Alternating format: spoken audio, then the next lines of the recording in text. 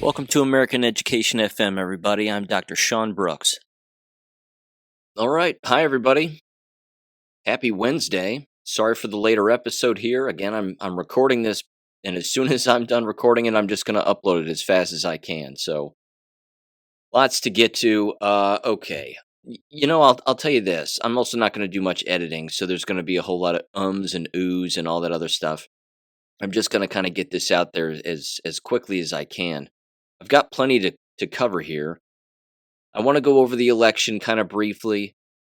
Certainly the local election where I live too, the state of Ohio, which is an absolute abomination. Congratulations, Ohio. You've just increased crime and legalized murder among babies. Good work, dumbasses. Yikes. Anyway, I'll tell you what, I'll start there. But I do want to say this. I have a 2-part Substack that is out now. The first part is all about, again, fake school shootings, and the hoax of school shootings part 1 is what it's titled. I'll get into that a little bit later, and then tomorrow part 2 will come out also, that sort of wraps everything up. I continue to be shocked overwhelmingly that people are still believing these fake school shootings, and then when they find their way back into the media conversation, like with the alleged release of this, tranny festo the other day, and people are just blindly believing it and saying, oh, look, they're hating on white people, and that's why they did this. Ladies and gentlemen, there's no proof that anybody killed anybody, and there's no proof that anybody wrote that. Certainly not some shooter.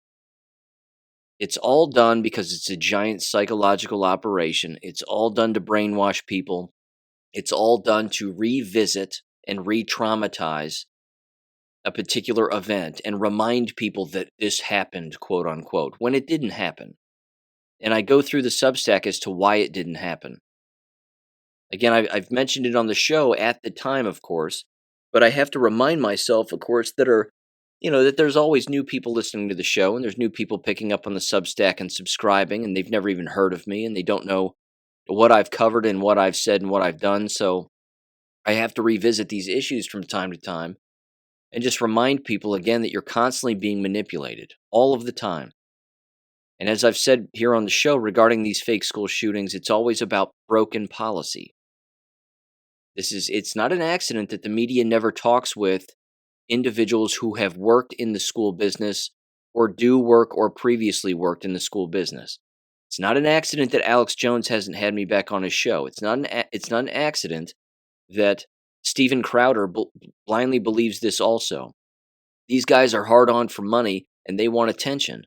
And if they can stir the emotional pot too, and try to get people into believing that this actually happened when it didn't, and then maybe shed a fake tear over reading the Tranifesto, well, then that's exactly what they're going to do. But they're not thinking objectively. They're not applying the scientific method. They aren't critically thinking about any of it, and relying on all of the literature that exists and all of the lectures that have occurred and all of the evidence that exists at face value that would tell anybody that it didn't happen. So I want to make that aware to people that, again, you can share that Substack if you want. There's part 1, which is out now. Part 2 will come out tomorrow morning on Thursday. And again, it was co-put together and co-written and co-suggested by our Michigan business friend, who is also the co-author on it. And I'm glad that they're associated with it. They gave me basically a great idea, which again was busted up into 2 parts, because I had it all written in 1 part and it was rather long. And so I just busted it up into 2 parts, maybe a little more digestible. And again, you're going to read these. If you still think that these happen and that these school shootings are actually real, you're going to read them and you're going to have more questions. Good. That's the point. You're supposed to have more questions. You're supposed to think a little more critically about it. Because again, blindly believing your television is not going to be the answer. It just won't. So, okay, with that aside, here we go. Election. Was there voter fraud yesterday? Yes, there certainly was. Already, immediately, reports coming out from Pennsylvania about,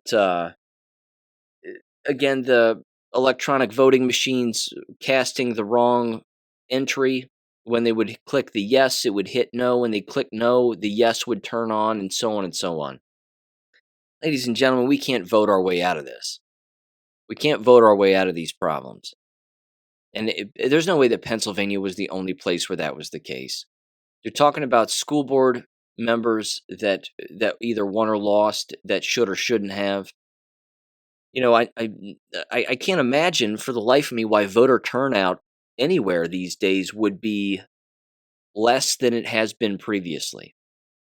If anything, and if we've learned anything over the last 6+ years, it has to be that voter turnout has to be higher than ever before. But here's where I want to start. I want to start with Ohio and their two issues, issue 1 and issue 2. Issue 1 had to do with legalizing abortion, all the way up to the point of birth. And then issue 2 had to do with legalizing recreational use of marijuana. Both of these passed. This is not a good thing. And again, I've been over why this isn't a good thing, but now that they've passed, which I didn't see coming, I thought the weed thing might pass, but I thought the abortion thing might not. But there's a bit of a map breakdown here, which I want to go over. So let me give you the numbers first. On issue 1, which had to do with the constitutional right to abortion, which it's not constitutional, but whatever. It passed with a 56.6% of the votes. So it got 2,187,592. And again, 1,675,728 voted against it. I, of course, voted against it. The county where I live, just north of Cincinnati, they voted for it by and large. More people voted for it in this county than not. That's too bad, because if you look at the map breakdown, most of the rural areas did not vote for it. And as you would expect, all of the cities, well, the armpits of Ohio, which are Toledo and Cleveland, and then the sopping wet underbelly of Ohio, Columbus, and then, of course, the bottom of the sole of the slimy shoe, which is Cincinnati. These places are always going to vote for their own degeneracy, which is why Adolf Hitler was 100% correct when it came to the cesspool that is the city. These cities are getting worse and worse by the day, and worse by the voting ballot. They're voting for their own destruction. They're voting for their own higher taxes. They're voting for more crime. They're voting for more degeneracy. They have no idea what they're doing. And they're all wondering why things are hard. They're all wondering why people don't want to live in the cities anymore and why there's crackheads everywhere. They can't for the life of them figure it out. Well, now, not only, again, have they legalized abortion, but they've legalized, of course, marijuana. So how's that going to work out? But here's where it's funny. You look at the map breakdown, and in the rural areas of Ohio, which is the vast majority of Ohio, it's the whole western side for the most part, down to the city, of course. It's the south part, it's north of Columbus, and then it's the entire east side of Columbus, excluding Cleveland. When it came to the issue of marijuana, you had more individuals in the rural areas voting for it. So again, this is absolutely hilarious because all it's going to do is increase everybody's property taxes because crime is going to go up and theft is going to go up. Again, I've studied this basically my entire life, certainly back when I was in college, and then I studied it, of course, and continued to study it through my degree programs, and then I studied it again when I was a school teacher and a health educator and teaching anatomy and physiology. When you have legalization of drugs, you have legalization, or not legalization of, but I should say, you have the increased use of other drugs. And then, of course, you have increased crime. And what kinds of crime do you typically have? You have violent crime, you have theft. Again, I'm not talking about the propaganda film Reefer Madness here. All right, I'm not saying that people are going to start axing up their families over a joint. That's not what happens. It's all the other crime that occurs as a result of making that inroad. And we've always heard that phrase and it's true. It's cliche because it's used all the time, but it's true that marijuana is a gateway drug. Well, it's not just a gateway drug. It's a gateway set of behaviors that come with the use of marijuana. And then on top of that, you end up with, of course, more compound behaviors that tend to be negative as a result of implementing or allowing such use. Now the dispensaries are going to start popping up everywhere. Those are going to get robbed. We're already short-staffed on police officers everywhere. Now you've legalized this, and again, all the sheriff's departments, for the most part, came out and said, look, we can't legalize dope. We're already short-staffed. Legalizing it's going to increase crime in all these other avenues, and they're right, including traffic fatalities, traffic stops. Again, you can't text and drive, but now you can smoke a joint rolling down the street. I mean, I assume that that's true. I assume that there's no, that there's that you're allowed to still smoke and drive at the same time. I could have that wrong. I'm not entirely sure, but either way, that's not going to work out in the long run. But when you look at the map breakdown again, it's as if these people who live on this farmland that's now being overtaxed, they all of a sudden think what? That they're going to start growing dope and all their problems are going to go away? These are the same people that voted against abortion, but they voted for the legalization of marijuana. The two do not equate. That makes zero sense. That's like saying, leave my babies alone, but you better not touch my weed. I mean, who does that? Who thinks that way? They're voting for their own destruction. The state of Ohio is voting for its own destruction. And let's face it, most states are. Which is why we can't vote our way out of this. We just can't. So congratulations, Ohio. Here's what's going to happen in the short term and the long term. Crime will increase. Your property taxes will increase. More levies will be put on more upcoming ballots in every single flippin' county. Because more police officers are going to be run dry and run far too thin within their departments to actually enforce anything. Less crime will be enforced, as if that wasn't happening already. And that's it. The cities are going to continue to crumble, continue to be cesspools. They're not going to be rebuilt. And any money that the state of Ohio thinks is that they're going to bring in, that they're actually going to save as taxpayers, is already gone. It's already gone because the amount of money that it's going to cost to fix the problems of this implementation are going to be higher than if we didn't have it in the first place. So again, you can't print money. That's going to come from someone, and they're going to rip it right out of your paycheck. I'm telling you what,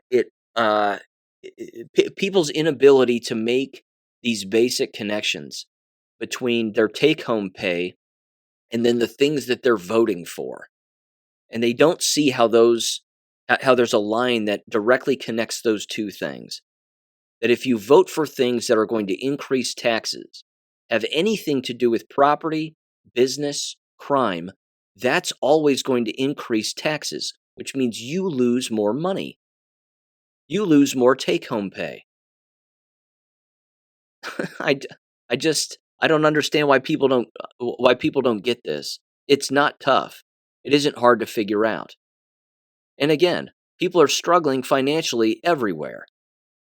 But they think that legalizing abortion and legalizing dope is going to make their problems just go away. It's absolutely retarded. So there you go. That's Ohio. Now, the school board election. Let me actually very quickly, because it's not going to take much time, unfortunately. In the town where I live, which they call it a city, whatever, Oxford, Miami University, all the regular assholes won their city council seats. Jason Bracken won, Mike Smith won, and the current mayor, Bill Snavely, won. More people, ironically enough, voted for Bill Snavely than they did the former mayor, Mike Smith, and the lunatic who doesn't think that natural immunity exists, Jason Bracken. Bracken got 1,718 votes. I mean, there's 29,000 people in this town. That's that's not a lot of votes. That's not a lot of people voting for mayor, or for, basically for voting for city council. Same thing with Bill Snavely, 2,127 votes. That's it.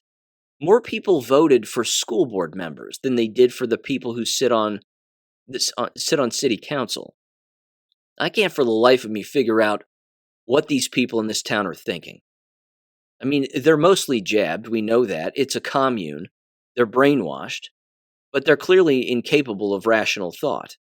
I mean, yeah, I don't know what else to say regarding that. So, anyway, the bright side is that they're all jabbed.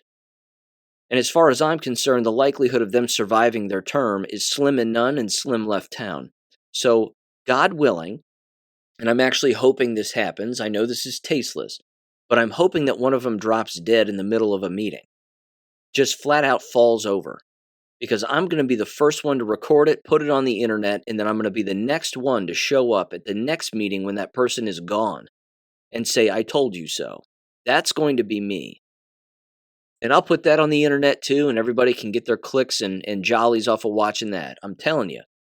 These people are at least 3 to 4 shots deep. I'm shocked they're still breathing. But they're not getting a lot of votes. That's been proven. So my theory earlier in an earlier episode when I was saying, look, if you have a group of people and you don't want to vote for any of them, then don't vote for any of them. Show them that they got less votes this time than they did the previous time. And clearly, when it comes to Oxford City Council, that was the case. They got less votes than they've ever gotten. Now, that's unfortunate, too, because, again, no one's really running against them. The one guy who ran against him, he got 1,292 votes. Again, why anybody would vote to put the last mayor back on city council again is beyond me. He's the guy who put in all the mask-wearing bullshit. He's the guy who kicked all the businesses to the curb. He's the guy who believed the COVID lie, along with everybody else. And this town just voted all these idiots back in. I'm telling you, you can't fix stupid. It is a certain special disease. It really is. Now let me get to the school board because this was interesting. And unfortunately, only one new person ended up winning. So one of the 3 incumbents is out. And that individual happens to be a Kathleen Knight Abowitz. She's gone. And she was replaced by a former graduate of the school named Dawn King. This woman graduated, oddly enough, I think, with my brother, in my brother's class. And she beat her by 400 votes. Here's where, again, this gets really embarrassing. The other 2 nitwits, who are the incumbents, received more votes than anyone's ever received on city council. Chris Otto got 3,941 votes, and Rebecca Howard, who can hardly spell, got 3,961 votes. That's ridiculous. Now, this is kind of a tight race. The other 2 guys who are running, again, against the incumbents, an Ivan Carver and an Andrew Langsner. Andrew Langsner, nobody knew. He got 2,849 votes. And Ivan Carver got 3,234 votes. I mean, he lost, but not by a ton. A few hundred votes and, I don't know. Let's see, 600-700 votes and he would have ousted somebody else. But this right here proves, well, first of all, I'll say this about Kathleen Knight Abowitz. Don't let the door hit you on the way out. Adios. No one's going to miss you. Everybody hates you. You're an abomination. I'll start there. This is also the woman who I've played audio on the show before, previously. This is the staunch Maoist. This is, ironically enough, also a professor at Miami University who's in the Department of Educational Leadership. The irony. And she can't win against a previous graduate who has no education experience whatsoever. I love it. It's perfect. It's just perfect. How embarrassing. She's also a member of the League of Women Voters. So that's embarrassing too because she thinks it's the 1920s all over again. And she's constantly living in that illusion. and delusion, I should say. What else? What else about old Kathleen Knight Abowitz? Uh, Gosh, I don't know. I could rail on about her all day long. She was also rather the individual, I should say this, she was the individual who openly said in the audio that she was the only one running on the ballot all in favor of a levy. She wanted a levy on the next ballot. That was going to be her thing. She was going to do it no matter what. We have to have a levy. We have to have a levy. Well, she's gone now. So that's one less vote for a future levy. Unfortunately, everybody else is going to vote for a levy. Now, all Dawn King has to do, the new person sitting on this school board, is not vote for a levy. That's all she has to do. All she has to do is cut the waste, cut the bullshit, and not vote for a levy, and she'll get more votes the next time around, and everybody else will get less. Now, unfortunately, we have to listen to these other idiots for another 4 years, which is too bad, because again, they're not the sharpest knives by any stretch. The other problem, too, of course, is that these were all the people who imposed the mask-wearing abuses on children, and they haven't taken any responsibility for it. People actually voted these people in, and they voted them back with more votes this time than previously 4 years ago. I want that to sink in with everybody. Think about that. That means that throughout the last 3 years of human abuse and psychological warfare, the people of this town voted them back in when they were the ones who went along with it in the first place, which means the voters must have gone along with it, which apparently they did. And I don't know what else to say. Now, yeah, these people didn't win by a lot. It was a few hundred, 500 votes is all they won by. But either way, people are voting for their slavery. They absolutely love it. Now, much like city council, I'll say this too, and I know it's tasteless, but these individuals are jabbed to the bone also. So God willing, one of them will fall over face first onto the table during a board meeting. I'll record it, put it on the internet, and then I'll show up back at the school board meeting and I'll say, I told you so. I know how that sounds. I know how I sound. But ladies and gentlemen, again, I've brought it up here on the show. We can't vote our way out of this. The school system is collapsing. There is no doubt. And I have no doubt that in the next 4 years, with these nitwits sitting on the school board, that there's going to be more levies. There will be one next year, the year after that, so on and so on. They're going to try. And they will fail. But where people aren't thinking, and clearly they're not thinking, the numbers here prove it, is that they're consistently putting people on these school boards who want a levy. These are the same people that led your entire school district into the tank, academically, financially, and every other way. Immorally, these are the same people that allowed for child abuse to occur at the hands of a former employee without firing him. They just let him resign, when they should have fired him because he broke his contract, broke his policy, and broke the law. But they don't want to fire people. They just want to let people just disappear into the ether. You've heard me say it before. The only thing worse than a pedophile is a pedophile apologist. And this town just voted for 2 pedophile apologists in Rebecca Howard and Chris Otto. It's embarrassing. Now, yeah, Kathleen Knight Abowitz being gone is a good thing. She's an abomination. She's disgusting. But even so, Dawn King, who won, is in over her head. This woman's in over her head. And I have it from an inside source who's openly said that, look, she doesn't know what she's gotten into here. This isn't what she wanted. She actually thought, again, that she was going to be on a board with a majority. Well, now she's going to find out she's in the minority. And here's the problem. If she doesn't have the stones to go against these people on the board and vote against everything that they vote for, then she's just going to be like the rest of them. And what do we know? And again, I'm not bashing women here, that's not what I'm doing. But what do we know about many women in positions like this? They tend to be agreeable. They're just agreeable. Don King's going to vote yes for things that they're all going to vote yes for. This is a mistake. You have to make it abundantly clear that you're voting against everything that they're voting for. And if you're the no vote every single time, then good. You're supposed to be. That's why people put you there in the first place.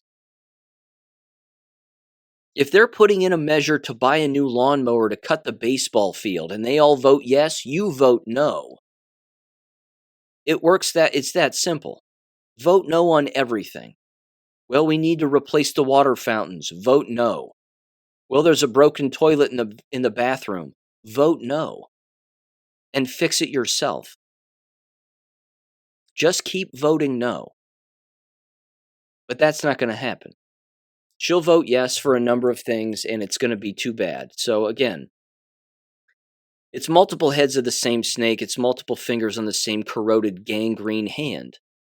It isn't going to change anything. The school district is crumbling because all school districts are crumbling. It just depends on who's going to be underneath the house of cards when the house of cards falls permanently. And that's what we're seeing here. These are the people who are going to be there when the entire thing crumbles. Not a single person who ran for school board in the town where I live brought up the shots as being a problem, higher taxes as being a problem, COVID and that entire psychological operation lie as being a problem. And the reason they didn't bring it up is because they went along with it. They all wore the mask. They all took the shots. You can't fix that. Those people are gone. They're too far gone. Which leads me to this larger point, and then I'm going to get away from the election here. My larger point with this, I think, is that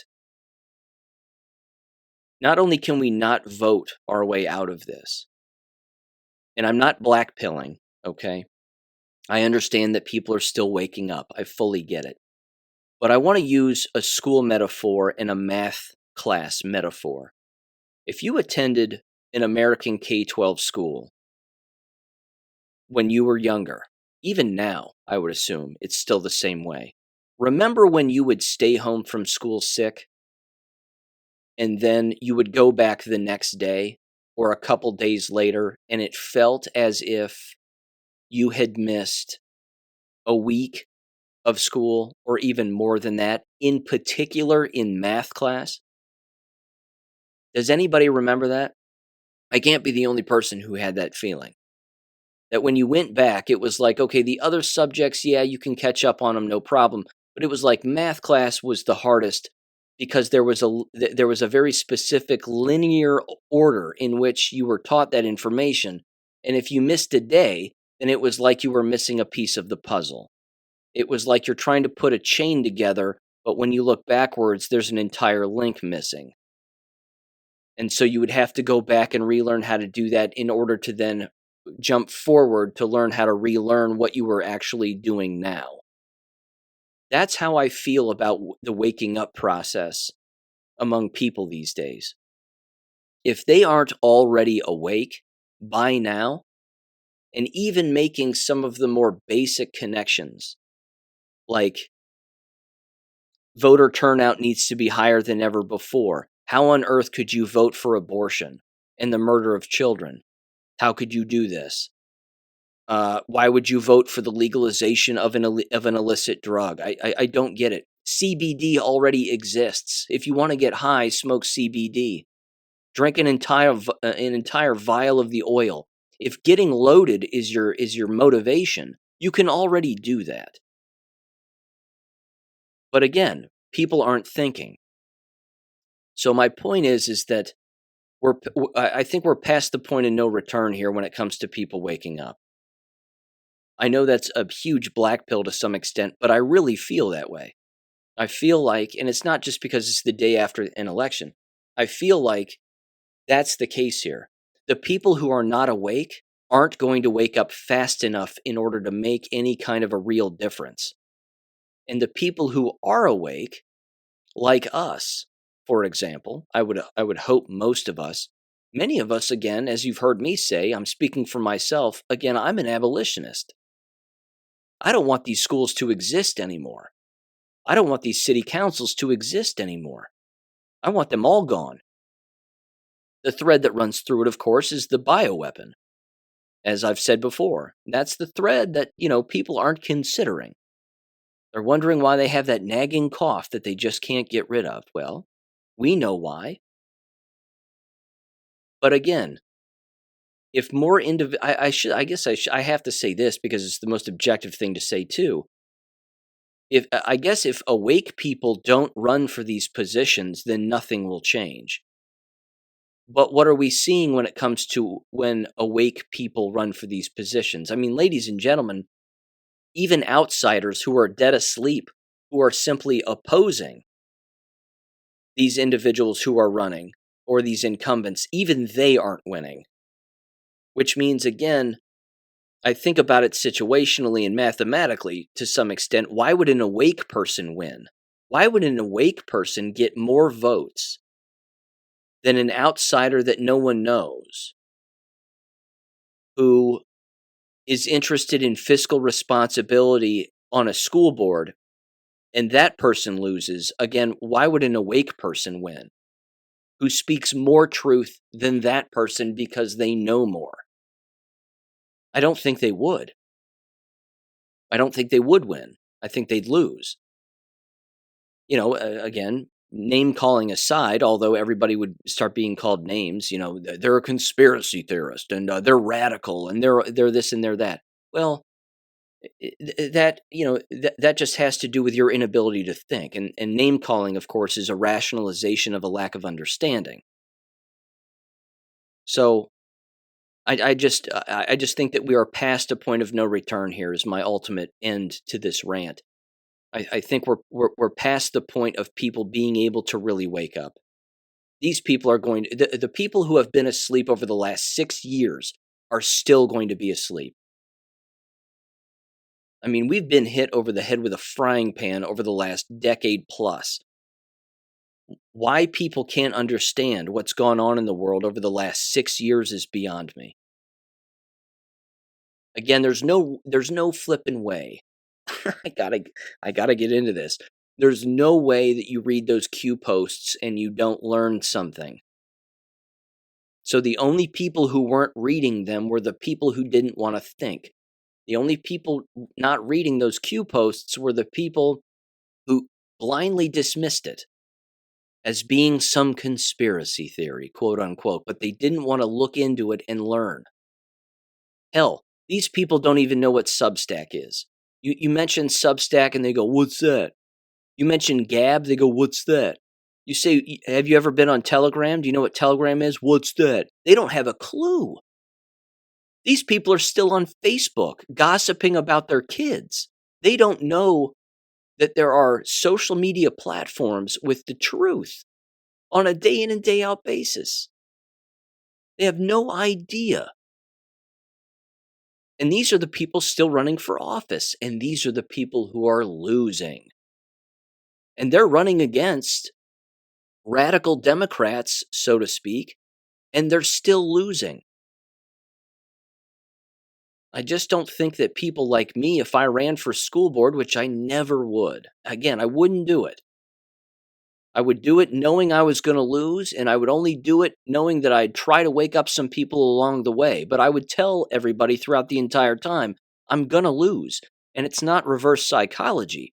I would openly say, I'm going to lose. And I'm going to lose because all of you dumbasses are still dead asleep and you don't know what I'm saying. What I'm saying is like speaking a foreign language to you, and you don't get it. These people, again, they're out to lunch. But as the meme says, and as the meme goes, you get what you effing deserve. You get what you vote for. So Ohio has just voted for the legalization of baby murder up to birth.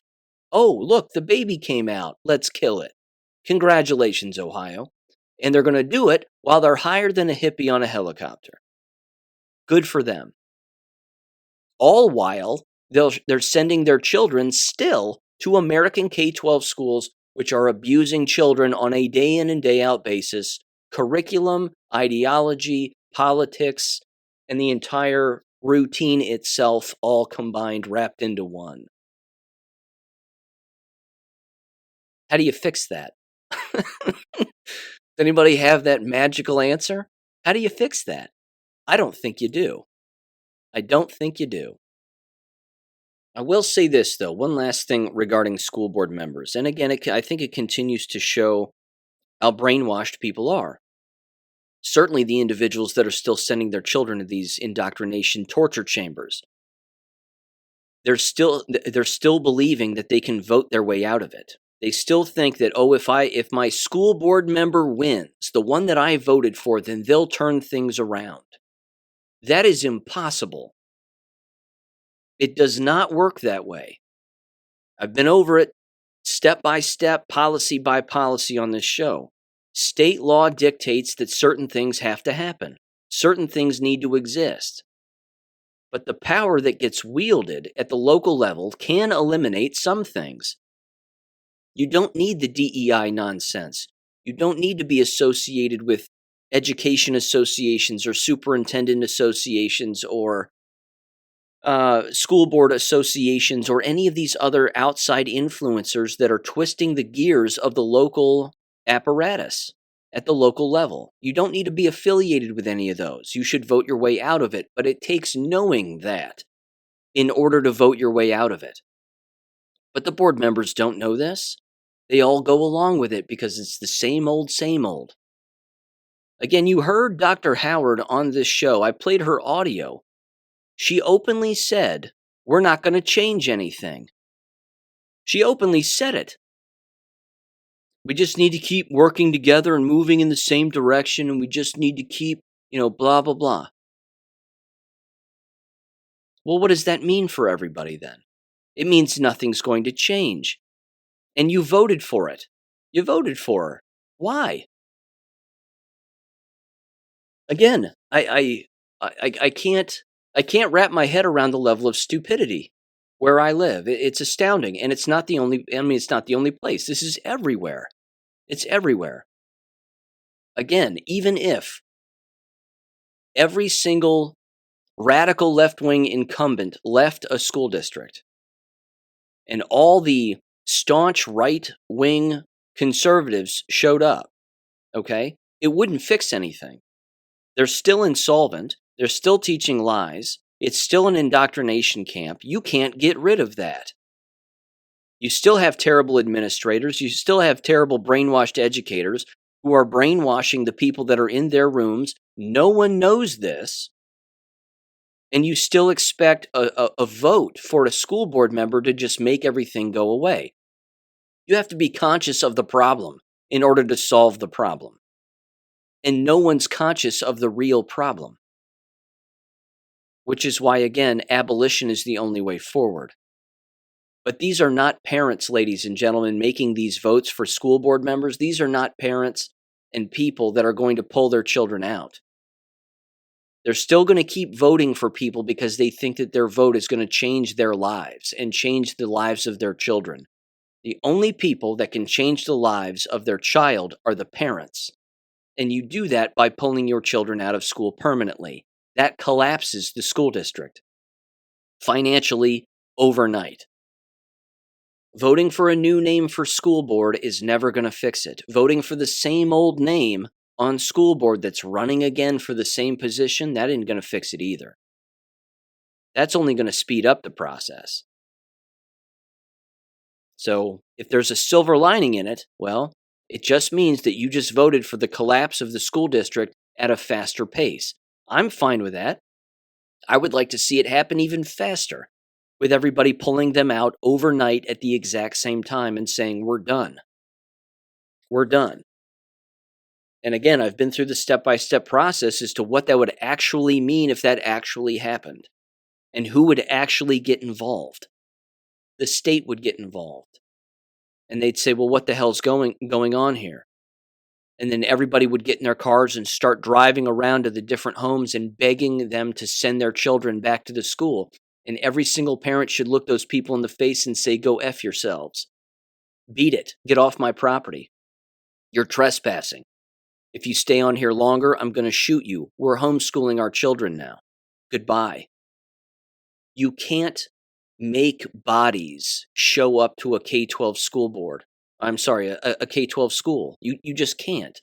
The only people that are still going are the brainwashed, which, again, they're just going to keep going. They're not going to shake themselves out of it. They're just going to keep trying to vote their way out. Okay, I'm done. I'm done. I'm done ranting. I'm repeating myself now at this point, but you get it. It's ridiculous, and it's just going to keep being that way. So whatever. But I'll still watch the board meetings. I'm still going to bring, their asinine ideas to the forefront here, because watching the collapse while eating a giant bowl of popcorn is rather interesting. I have to admit, it really is. It's maddening and entertaining at the exact same time. But you get what you deserve. And frankly, you deserve this. So here it comes. Okay. Let me rant a little bit about the tranny festo here that came out again from the fake Nashville shooting. I went over it in real time on this show when that shooting didn't happen, and all the policies that were broken as a result of it not happening. And I can't believe that people are still buying this, that they're still paying into this $2.8 billion school security system and being manipulated psychologically by all of these lies and these Freemasonic lies. There are a million reasons, and I'm not going to revisit all of them, as to why the Nashville thing didn't happen. I just want to focus more specifically on this subject, which is the reason that those journal entries, those 3 pages, were leaked. First of all, I don't think they were leaked. Second of all, I don't think that the so-called shooter who was on surveillance carrying the gun inside of the building, I don't think they wrote it. I have no proof that they did, which means, sorry, innocent until proven guilty. I don't think they wrote it. I didn't see any tape recording of them writing it. I have no proof that an FBI agent didn't write it. Where this gets really embarrassing for the people like Alex Jones, Steven Crowder, Stu Peters, and these other people that are going along with it, is they take that story at face value, they believe it, they run with it, and then they get all emotional about it all over again.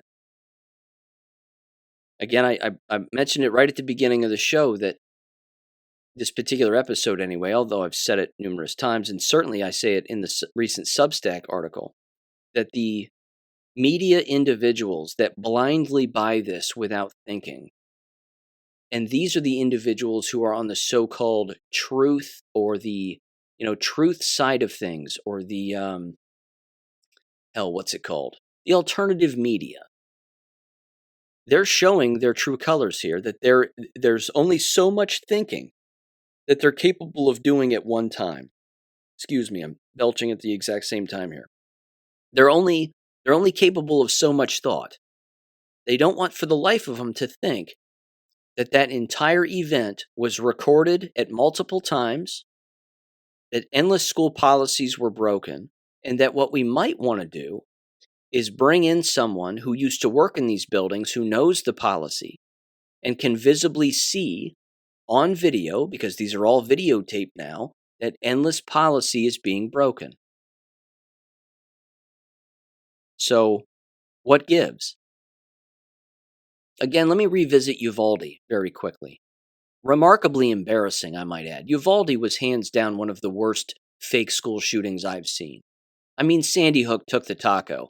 That was poorly done for endless reasons. But because first and foremost, the building was not a school anymore. It was a book depository. Now, with Sandy Hook aside for a minute, Uvalde was embarrassing because what did they tell you? They told you this guy walked into a building, which people saw in surveillance footage, and that he shot his way through the door of a locked door, allegedly, or shot his way into the door, or locked himself inside, or however the story went. And then when you saw the body cam footage from the police officers, there wasn't a single bullet hole in the door, in the classroom door, not one. The glass wasn't broken. They didn't punch their hand through the glass, reach around, and then grab the doorknob from the inside and open the door. That didn't happen either. They didn't barricade themselves inside among all those bodies and all that blood. That didn't happen either. Not a single body, not a single drop of blood. And people just believe it. I heard Steven Crowder the other day again. He's a character, this one. Wife abuser, pretty desperate for money apparently. Alimony payments probably coming down the pike. Child custody battle, the whole thing. This dude's hard on for cash. So he's going to do whatever he has to do to stir the pot so that he can get some support. Then you've got Alex Jones yelling at everybody on his show to support Steven Crowder. He needs money, he needs funding, he needs this, he needs that. And then ironically enough, this tranny festo shows up, which makes zero sense. Because on this manifesto, which is clearly written by someone else, they actually say there's an entire page dedicated to a schedule of what they're to do that day, including what time to get up, what time to get dressed, and what time to eat breakfast. Ladies and gentlemen, who does that who's about to engage in murder? Nobody. Nobody does that. That's stupid. Now, I know, again, as I say in the Substack, someone would say, well, Sean, they're a murderer. They're not thinking clearly anyway, so, they're insane. They would write that they're going to eat Fruit Loops before they go kill a bunch of kids, because that's what a crazy person would say. That's possible. That's possible. It's highly unlikely. Highly unlikely. The whole reason that this fake manifesto was written was to provide motive. Because people were saying, well, what's the motive? They used to go to this school as a student, but what's the motive? You don't need motive to actually commit a crime. Some people just commit crimes because they get off on committing crimes. This particular individual, though, didn't kill anybody. I don't think they killed anybody. There's no proof of it. There's no video footage of them actually murdering anyone. So why am I to believe that they killed somebody? Because I trust the mainstream media? Because I trust Alex Jones, Steven Crowder, and Joe Biden? Do you see the wavelength of thought here? People just revert back so quickly to their old way of thinking that they forget that when they do that, they're agreeing with the likes of Joe Biden.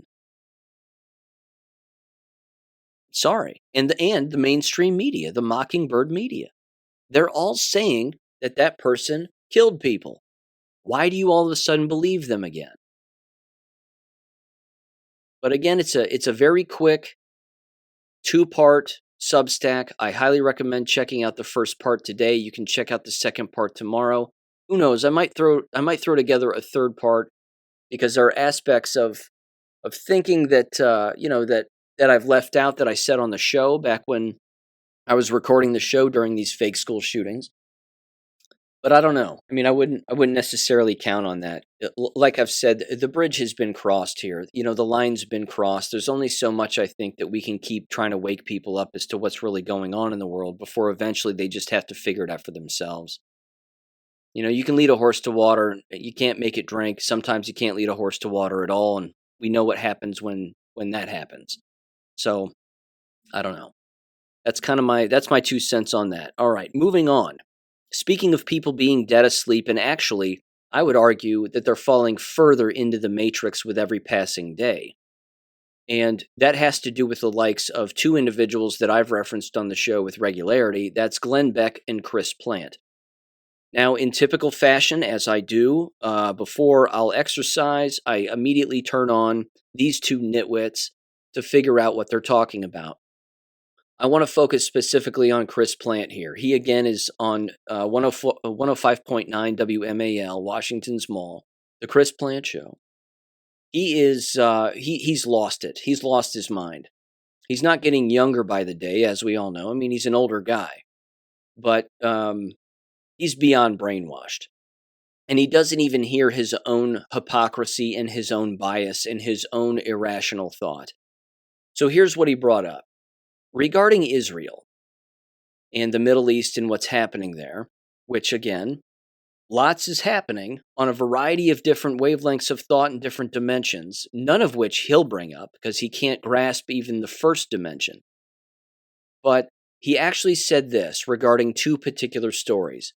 You may have heard that the other day there was a story on Stanford's campus in Palo Alto that apparently some white guy, so the story goes, I wasn't there, I don't know if it happened or not.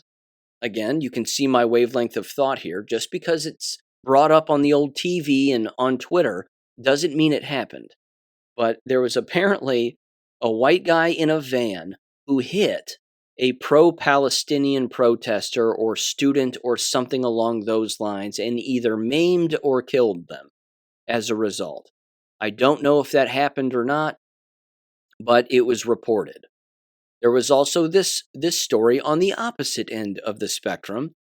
There was an older gentleman standing on a street corner, appeared to be standing there by himself on what appeared to be a rather large four-way intersection, but there were hardly any cars around whatsoever.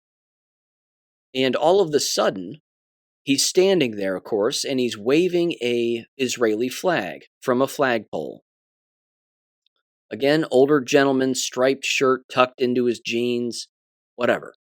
And he's standing there, and as the story goes, a pro-Palestinian individual came up to him, hit him in the face with the pro-Palestinian's megaphone, knocking the guy to the ground, and then the guy died. And now, the sheriff's department is looking into this as a potential quote-unquote hate crime. Now, let's I can't believe this.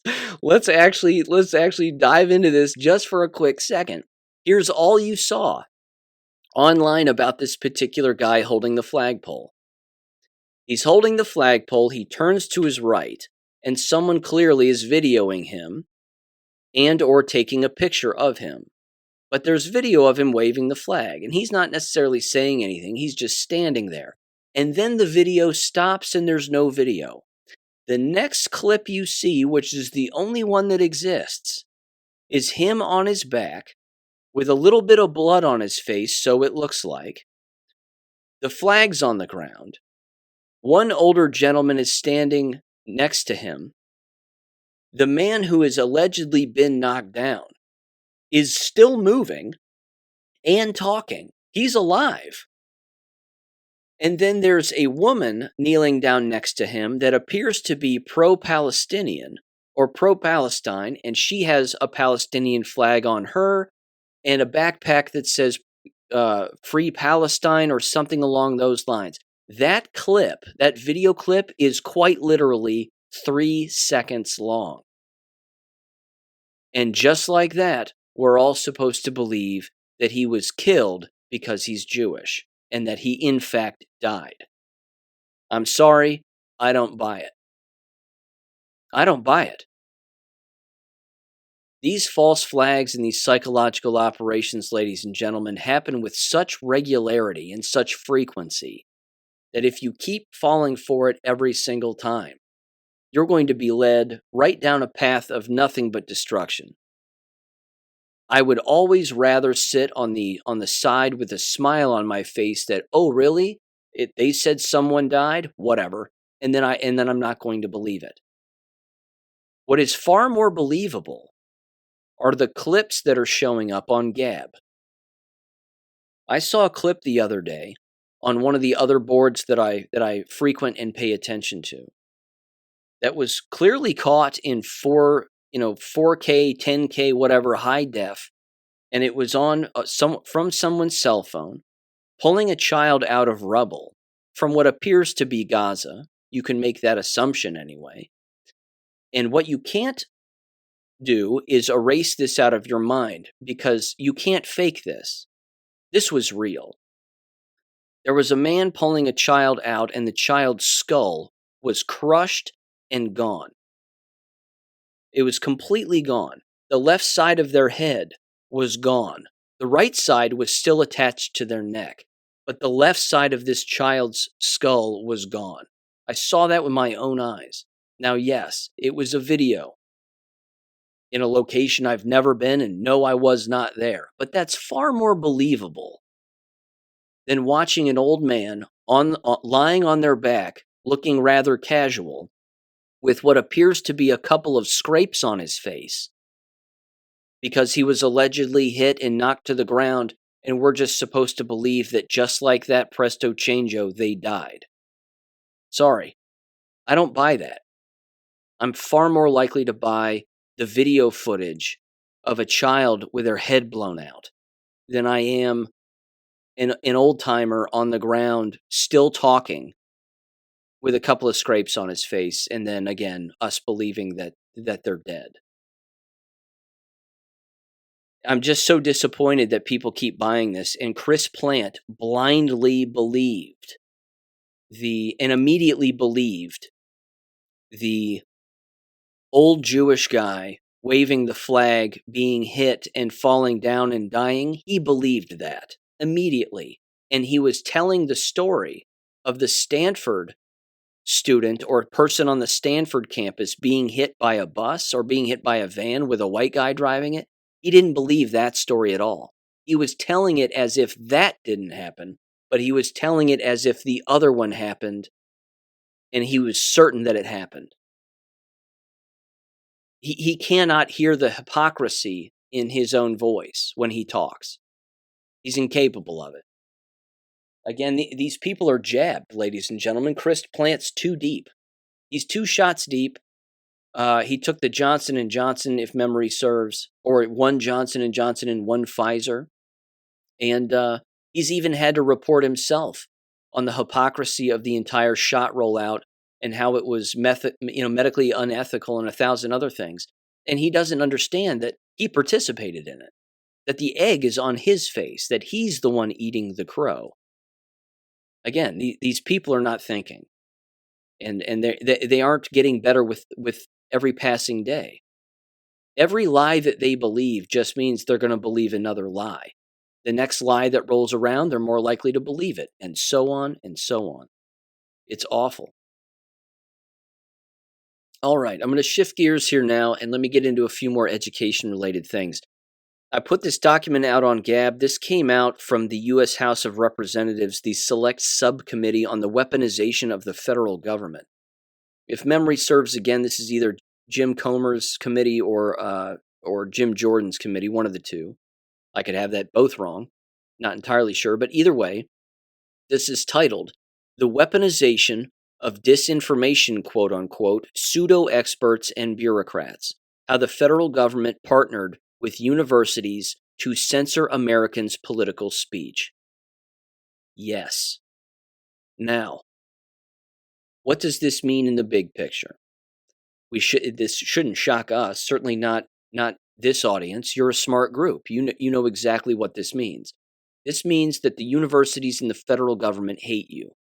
This means that the universities and the federal government worked against you to censor anybody who said anything alternative to the mainstream message regarding the COVID jab. And 1,000 other things, in particular, election integrity.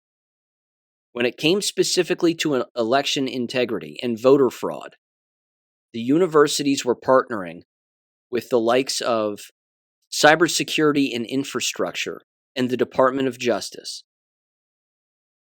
along with, again, other particular election-related groups and, of course, big tech. And they were all doing this against us. This is a violation of how many amendments? This is a violation of how many laws? I could read the entire executive summary. It's 6 pages long. I'm not going to do that. It's actually 7 pages long. I'm not going to do that, but I will say this. I'll just read the last paragraph. It says this. It says, the committee and the select subcommittee are responsible for investigating violations of the civil liberties of citizens of the United States. In accordance with this mandate, the interim staff report on CISA violations of the First Amendment and other unconstitutional activities fulfills the obligation to identify and report on the weaponization of the federal government against American citizens. The committees and the select subcommittees' investigation remains ongoing. CISA still has not adequately complied with a subpoena for relevant documents, and more fact-finding is necessary. In order to better inform the committee's legislative efforts, the committee and the select subcommittee will continue to investigate how the executive branch worked with social media platforms and other intermediaries to censor disfavored viewpoints in violation of the U.S. Constitution. And who's going to go to jail for this? Nobody. It's an open admission through an investigation and through email leaks, through FOIA requests. And they've got the emails in this document. Again, this is a lengthy document. It's 104 pages. And again, a lot of these have to do with leaked emails and government officials in these agencies going back and forth and saying, well, what are we going to do about this messaging? And what are we going to do about that messaging? And so on and so on. Again, not just regarding voter fraud, but regarding a variety of issues. But again, a lot of it has to do with election integrity. Again, they're trying to tell you and gaslight you into believing that 2020 wasn't stolen. They're trying to gaslight you into believing that 2022 wasn't stolen. They're trying to gaslight you into believing that voter fraud doesn't exist. And this is your own government. This is our government. This is, again, they are our enemy. That's what this document continues to show, as they all are. They continue to be our enemy, and there's no way around it. Now, speaking of universities and speaking of fraud, there was this story too, which is not surprising, but certainly interesting.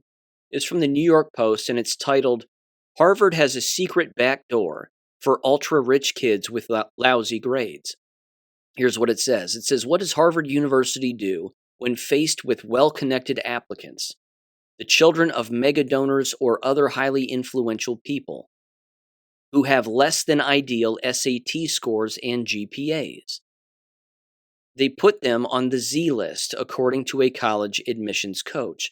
That means that the students are advised to matriculate after taking a gap year, making them so-called data ghosts, quote unquote, meaning their lackluster academic statistics are not reported in the incoming freshman class. That way, Harvard doesn't take a hit to its stellar academic averages or institutional rankings. Data manipulation, for the purposes, again, of making themselves look better than they are and receiving more donations and more money, and protecting themselves, of course. That's all it is. They still want to get the money from the people. They still want to let the bodies come in because the bodies have checks with them, and they still want all of that to happen.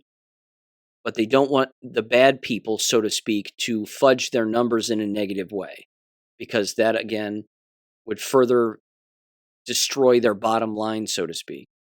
And certainly their funders might not like that, and they don't want their funders to find out about that, and then, yeah.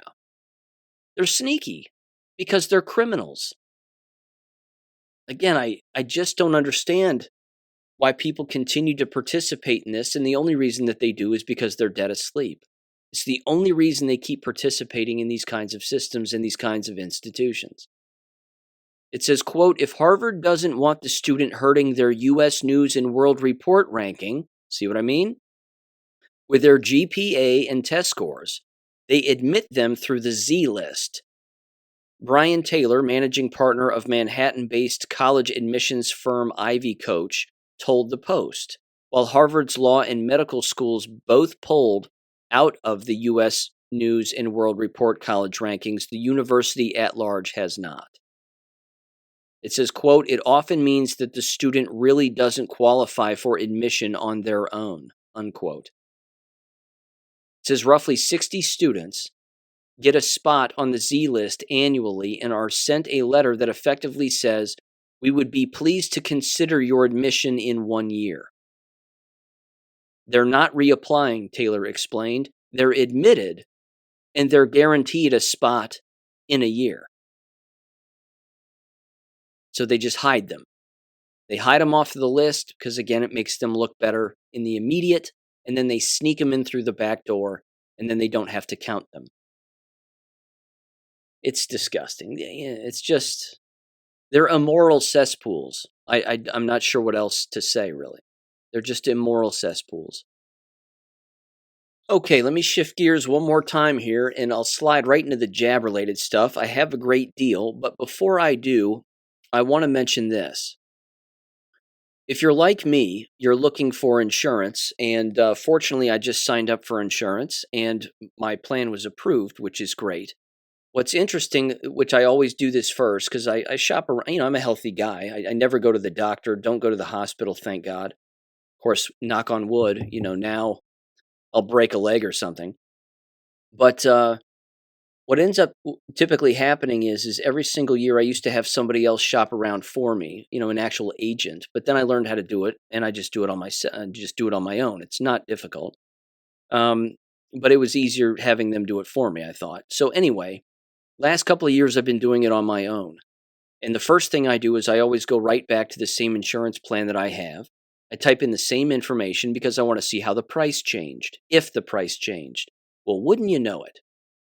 Not only did the price change from my old policy from a year ago to now, but the policy increased by double. It doubled in cost. So that's not good. But I decided to not, of course, go with that policy because I'm not a crazy person. So I ended up finding a far cheaper policy. Here was the interesting part, too. Not only did I find a cheaper policy through the same group, but the questions that they're asking now on these health insurance policies, ladies and gentlemen, I haven't seen them before. I certainly didn't see them 3 years ago. I don't even think I saw them 2 years ago, but I see them now. And the questions specifically have to do with HIV. You can't make that up. I took some screenshots, and I want to read a couple of these for you because they're telling. I think they're rather telling. Here are the eligibility questions that I was asked before I went through this process here. Answer the questions, and you'll be asked, and blah, blah, blah. And subsequent screens will electronically transfer to your application. Okay. Question number 1. During the past 5 years, has any applicant been declined for insurance by a carrier other than your insurance company due to health reasons? The answer, of course, is no. Then it asks you again, how long have you lived in the United States? Have you lived here less than 12 months? Of course, the answer is no. Then it continues, and this again is where it gets a little more juicy. Number 3, is the applicant currently pregnant, an expected parent, or in the process of adopting a child or undergoing infertility treatment? I found that rather interesting. I don't recall ever having to answer that before, but either way. And then it says this. Again, these next 2 questions are where it gets really juicy. Number 4, within the past 5 years, has any applicant received medical or surgical consultation, advice, or treatment, including medication for any of the following? Blood disorders, liver disorders, kidney disorders, chronic obstructive pulmonary disorders, COPD, or emphysema, diabetes, cancer, multiple sclerosis, heart or circulatory system disorders, including high blood pressure, Crohn's disease, or ulcerative colitis, or alcohol and or drug abuse, or immune system disorders. Now, I know that they've always asked similar questions, but the immune system disorders part is the interesting part to me. That's the red flag.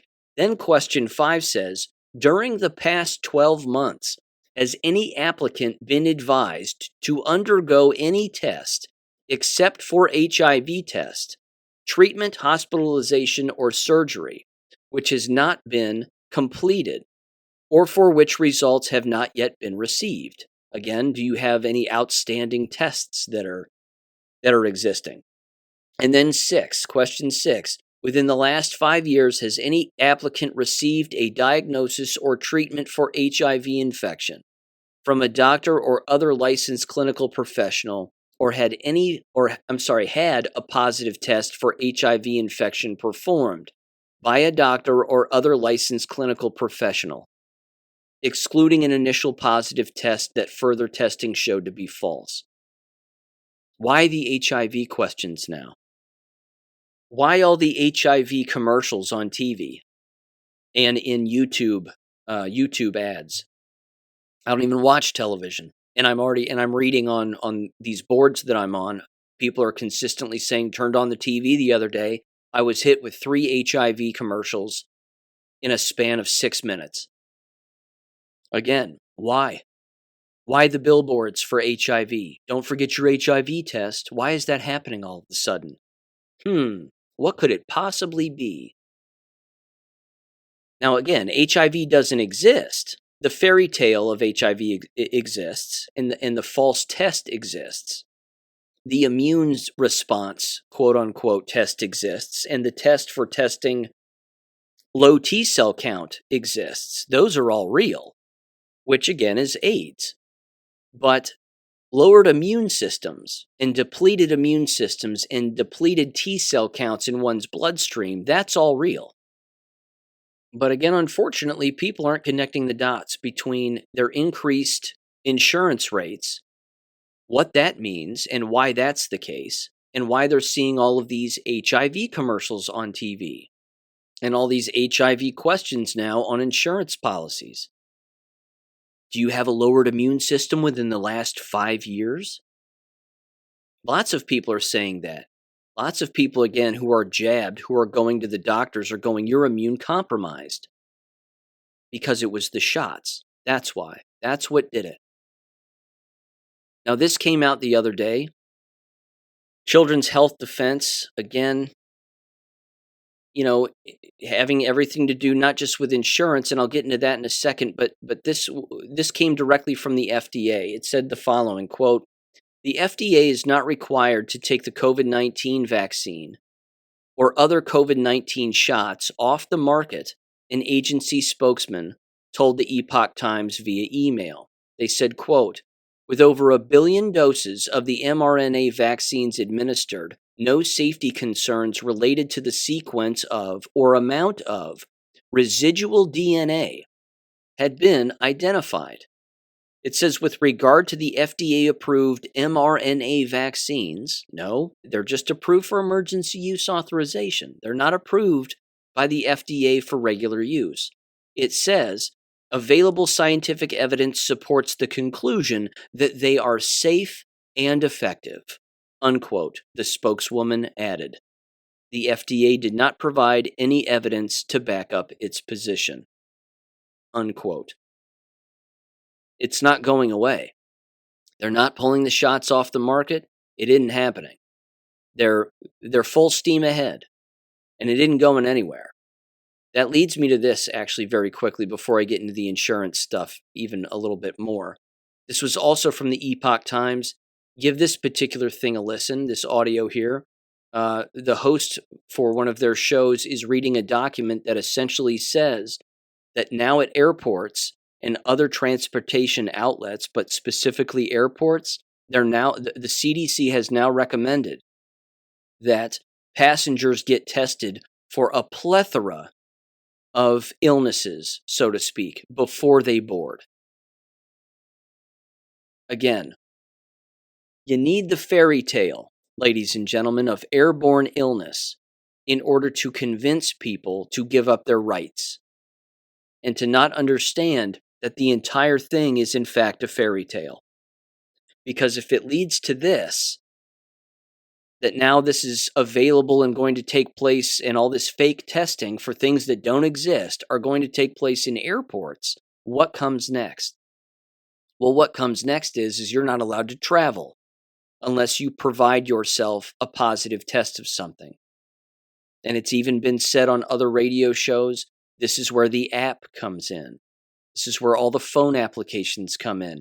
You can't do X, Y, and Z unless you have a phone application that allows you to enter said place where you can prove that you're not ill. Because all these places are still believing the fairy tale. They're believing the fairy tale of asymptomatic spread, which doesn't exist. They're believing the fairy tale of airborne illness, which doesn't exist. They're believing the fairy tale of coughing and sneezing on people and that getting someone sick. That doesn't exist. They're believing that vaccines and shots prevent, reduce illness, and are actual medicine. That doesn't exist. But here's the Epoch Times audio in 3, 2, 1. Without much or any media fanfare, the CDC quietly released a statement announcing the expansion of what they call a traveler-based genomic surveillance program. And while this particular program was first introduced during the pandemic, specifically to screen for COVID, this announcement from the CDC informs us that they are now expanding the program to screen for over 30 different pathogens outside of COVID. Now, according to the CDC, the way that this program will be implemented in practice in airports across the whole country will be threefold.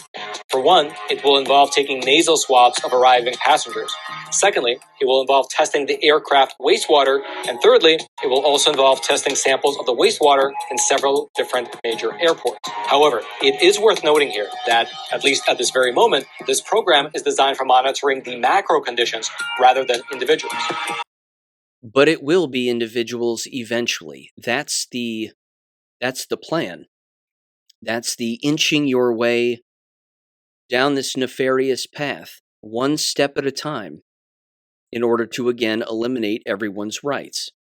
They're already doing nasal swabs for people who come into our country, testing for something that does not exist, as if that nasal swab test is accurate, which it is not. COVID was your 9/11. This right here is your new TSA. This is your new Patriot Act. Again, it's just the same. It's the same plan over and over and over again. And the more that people believe it, the more they'll forfeit their own rights. I've said it before, again, I can't imagine flying anywhere or even getting on a plane, let alone looking at an airplane these days. But people are still doing it. They're still blindly doing it, getting ill and wondering why. Because you're locked in a cabin with a bunch of jabbed people. I mean, let's face it, the awake, unjabbed aren't flying because they know that it's dangerous for a variety of reasons, even beyond the pilots who are jabbed to the bone, who are dropping dead with regularity. But you're opening yourself up to all of this medical tyranny and actually getting ill as a result of being around the jabbed and all the shedding. It's astounding. It's just astounding. So here's another one from the Defender, children'shealthdefense.org. Insurance industry execs alarmed by surge in deaths among young people, but stop short of blaming COVID shots. Of course they do. They don't want to believe it's the shots, because they took them also. The subtitle says, according to Insurance News Net, insurers are especially concerned by data from the Centers for Disease Control and Prevention that show, quote, mortality rates alarmingly rising for different categories, unquote, including younger adult mortality rates that are up more than 20% above historic norms in 2023. Now, I did put this actual article from insurancenewsnet.com up on Gab. Again, it's pretty straightforward. You see the spike in death, in particular among individuals. I mean, my God, it's 9 years old all the way to 54-year-olds. A remarkable spike, including, I should add, the elderly. They're in here too. But it says again, younger adult death rate up 20%. That's college students. Doesn't that also mean that, well, we've seen a drop in college attendance and college enrollment? And what's that thing, ladies and gentlemen, all those colleges and universities did over the last 2 years? What was that thing that they forced everybody to engage in order to attend? And that happens to be the exact same time that this massive spike in death occurred. If you take these charts and you put them on top of each other, every single time the lines overlap. They're right on top of each other at the exact moments in the calendar per year. Here's another one. This is from the expose. They always hit it out of the park. Government confirms shocking mortality rates per 100,000 among quadruple vaccinated compared to unvaccinated, as CIA, Pentagon, and Rockefeller Foundation revealed as masterminds behind Daigle's 2025 depopulation forecast. It says the following, quote, "In a world where reality often seems stranger than fiction, the machinations behind global events can be an enigma wrapped in mystery. One such intrigue involves around the Daigle Report, or Daigle.com, an obscure online entity known for its exhaustive data on military capabilities and eyebrow-raising depopulation forecasts for 2025. We can reveal that the recent findings appear to link Daigle directly to significant players on the world stage: the Central Intelligence Agency, the U.S. Department of Defense, and the Rockefeller Foundation. Because, well, let's face it, those agencies want us dead. They always have. It says the current real-world data on deaths in the West, which includes figures on mortality rates per 100,000, showing the quadruple vaccinated are more likely to die of any cause than the unvaccinated, strongly suggests Daigle's depopulation forecast is not just an estimation, but a fact. A target that is on track to be hit thanks to the deadly effects of the COVID-19 vaccination. And the person behind that is a Dr. Edwin A. Daigle Jr. And there you have it. It goes on and on. Again, they have letters here signed by Daigle himself, sent to Daigle from, again, the CIA, the Rockefeller Foundation, so on and so on. Not good. Two final things here, both having to do with the jabs. First of all, conspiracy theorists were right again. As you heard me mention a long time ago, certainly publicly and on this show with regularity, jabbed blood is toxic. Jabbed blood is poisonous. You cannot donate jabbed blood, nor should you receive jabbed blood under any circumstance. Even Kim Carter has been on the show, which, by the way, I made a Substack regarding her audio from when she was terminated in the in Christ Hospital there at Select Medical Hospital inside Christ Hospital. You can check that out again if you're interested and share that around and move that along. But even she brought it up too. She was on the show and said, "Sean, when you're taking blood out of these people who are jabbed, it's getting clogged in the tube before it even hits the bag." This is a Dr. David Cartland on Twitter. And yes, I'm calling it Twitter. He said, quote, "Blood transfusions, FOIA response or FOI response from the NHS Blood and Transfusion Service, damning evidence of lack of screening for mRNA vaccine contamination. They confirm that they don't screen for this." Then he said, "Where is their due diligence and evidence that it causes no harm to the unvaccinated?" And then the document is right here. I'm going to read through this quickly here. It says, it's titled the following: NHS Blood and Transplant.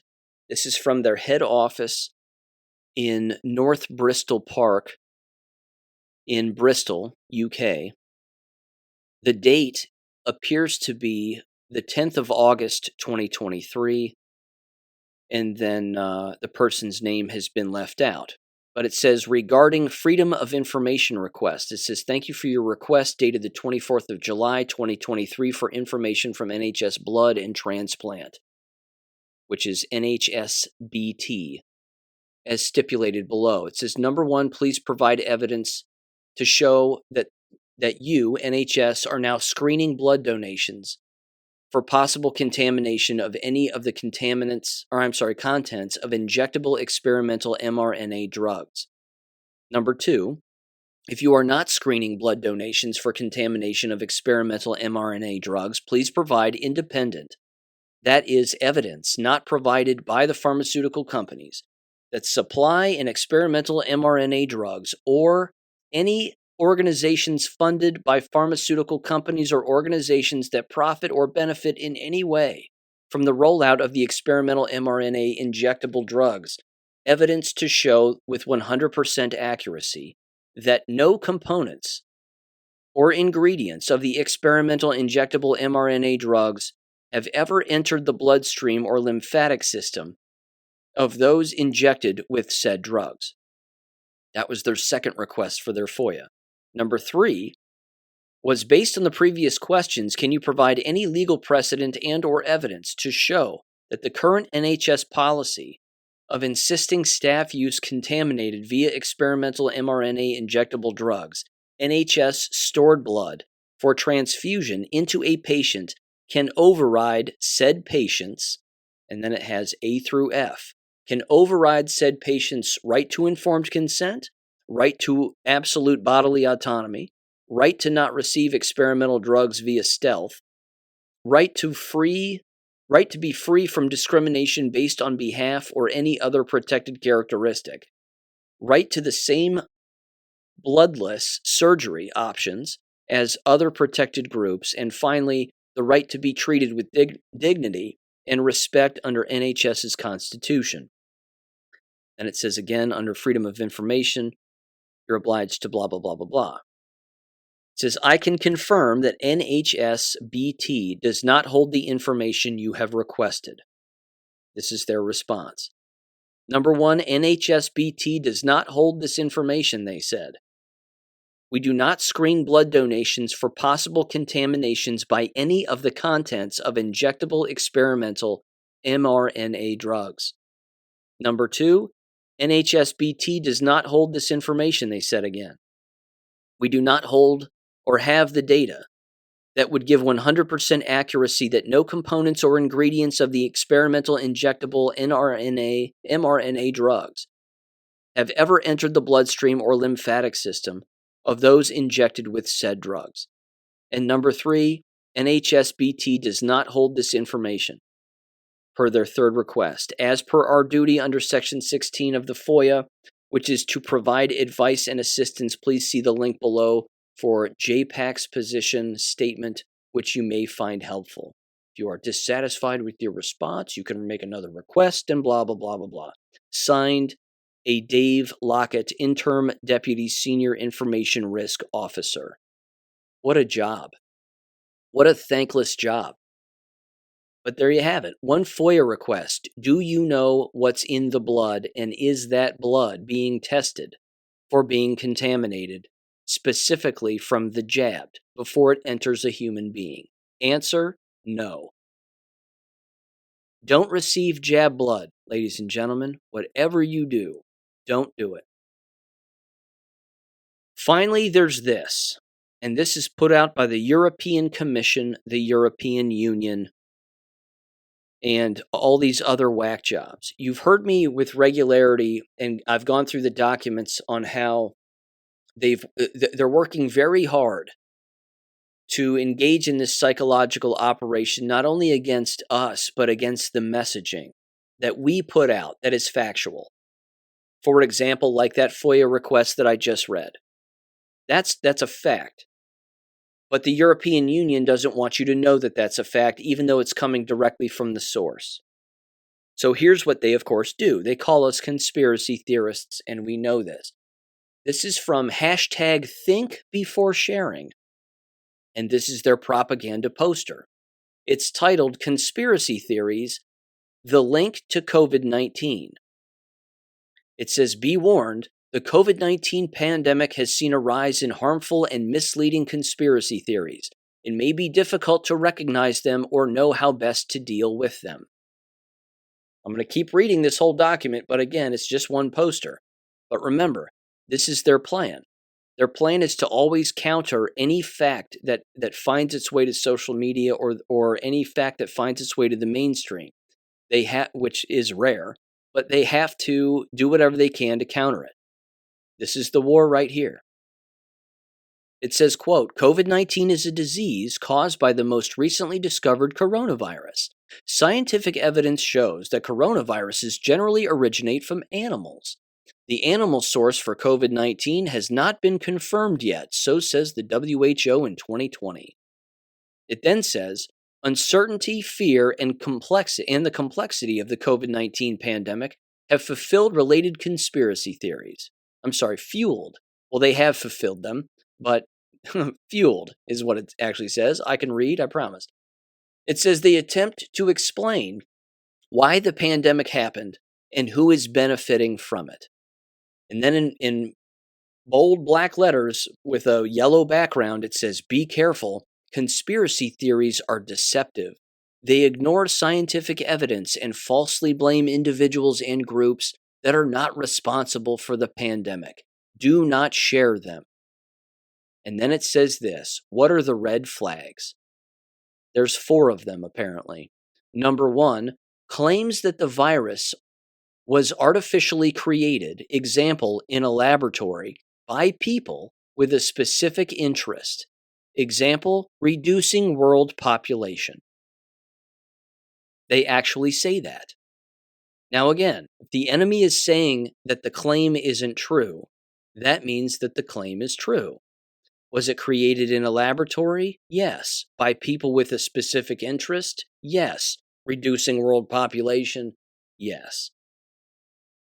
Number 2, their second red flag, claims that the virus was spread intentionally or its natural spread artificially augmented to harm as many people as possible. Example, through 5G signals. They actually admit it. They're openly admitting this. And there's proof of this. But they think that some dummy's just going to read this entire thing and blindly believe it because, well, it's coming from the WHO and the European Union. It's amazing.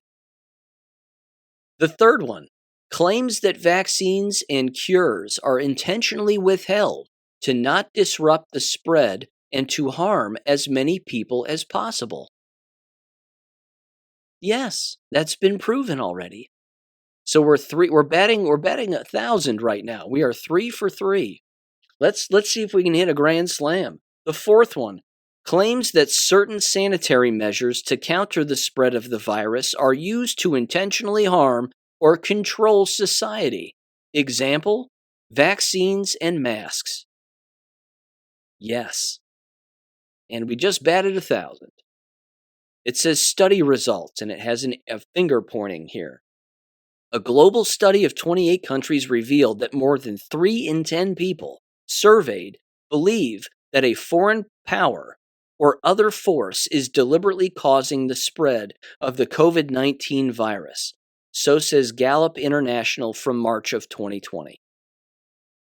It says, with thanks to Michael Butler, co-author of the Compact Guide to Conspiracy Theories, and John Cook and Stephen Lewandowski, every single time, authors of the Debunking Handbook and the Conspiracy Theory Handbook. It then says at the bottom from UNESCO, which again is a depopulation program through the UN, rely on verified information. When in doubt, don't share. Stop the spread. And then the European Commission is in the bottom right-hand corner. I can't believe that anybody would read that poster and actually believe it. But that, again, is the absolute gall of the enemy, telling you exactly what they're doing and then telling you that what they're doing is, in fact, a lie. No, don't believe it. Don't believe that jabs kill people, 5G has something to do with it, that masks and shots are all about control. All of that's a lie. Meanwhile, look what's happening. Can't get clearer, ladies and gentlemen. It really can't get any clearer. With that said, thanks for listening. Hope you did. That's Wednesday's episode. I will be back on Friday. And there you go. I'm going to upload this right now. And you'll get it immediately. So take care. Peace. Catch you on Friday. Thank you for listening to American Education FM. Make sure and check out AmericanEducationFM.com for more information. Take care and God bless.